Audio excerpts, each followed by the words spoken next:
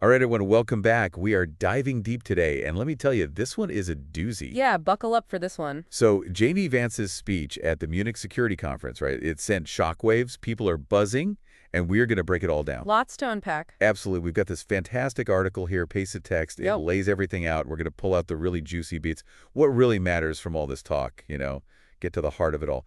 So, Vance, right off the bat, he goes after European democracies, really criticizes them, saying that they're retreating from, their core values, and clamping down on free speech. Big accusations. Huge, right?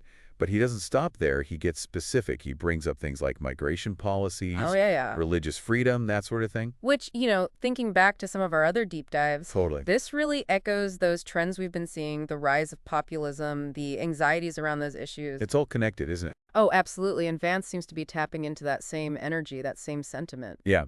And this is where it gets even spicier. He takes aim at Europe's approach to right-wing parties. Yeah. Tricky territory. Super tricky. And, we've talked before about the history of right-wing movements in Europe, particularly in Germany. Very fraught history. Extremely. And that's why this part of his speech, it really struck a nerve, didn't it? Oh, for sure. I mean, you can't just casually wade into those waters without causing ripples. And these were just ripples, right? This was like a tsunami of reaction. Definitely stirred the pot. Big time. I mean, the room went silent. Ooh, that awkward silence. The worst kind, right? And then, boom, condemnation from officials left and right. Urs Pistorius, the German defense minister, flat out said Vance's comments were unacceptable. Yikes. Strong words. Yeah, and understandable in a way, right? Because Europe has this long, complicated history with right-wing ideologies. Absolutely. Decades of grappling with the legacy, the shadows of the past.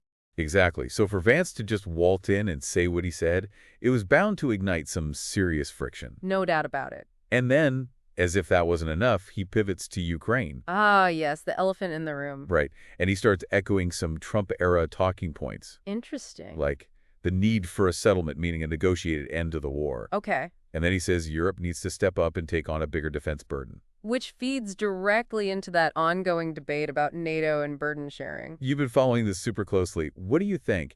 Is this Vance hinting at a shift in U.S. foreign policy? Potentially, it's definitely a signal, maybe a step back from that unwavering commitment to European security that we've seen before. It's tricky, right? Because on the one hand, he's delivering this really critical speech, but then, get this, he goes and meets with Zelensky. Huh, that's a twist. How do we square that circle? That's what I'm struggling with. I mean, is it damage control, a diplomatic olive branch after such a harsh message? Could be. Or maybe, just maybe, it's a deeper strategic play. Ooh, intrigue. Right, is he trying to position the U.S. as a mediator in the conflict? Now, that would be a game changer. It would add a whole new dimension to things. Absolutely. And as if this whole situation wasn't wild enough already, Vance gets this shout-out. Wait, who from? A leading figure in the AfD, the Alternative for Germany party. Ah, okay, so right-wing populist party gaining ground in recent years. Exactly. They're all about Euroscepticism, anti-immigration policies, strong national identity, the whole 9 yards. Their endorsement of Vance's speech speaks volumes, doesn't it? Shows how closely aligned they are on those core issues like migration, European integration. It's like a big tangled web, isn't it? It is. Lots of threads connecting in unexpected ways. So let's try to untangle this a little, bring it all home. Vance's speech, it wasn't just a little slip-up, right? This was a full-blown explosion. A calculated provocation, perhaps. Some critics are even saying he's intentionally antagonizing U.S. allies, that his claims are just flat-out untrue. Which raises some serious questions, right?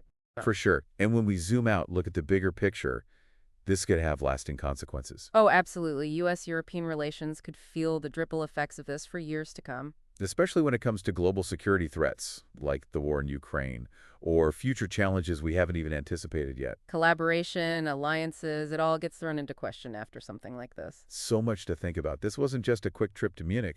This was a seismic event, the kind that triggers debates and discussions far beyond that conference hall. And that's the question we're left with, isn't it? How will this impact the future? How will it reshape the U.S.'s role on the world stage? Big questions, folks, and no easy answers in sight.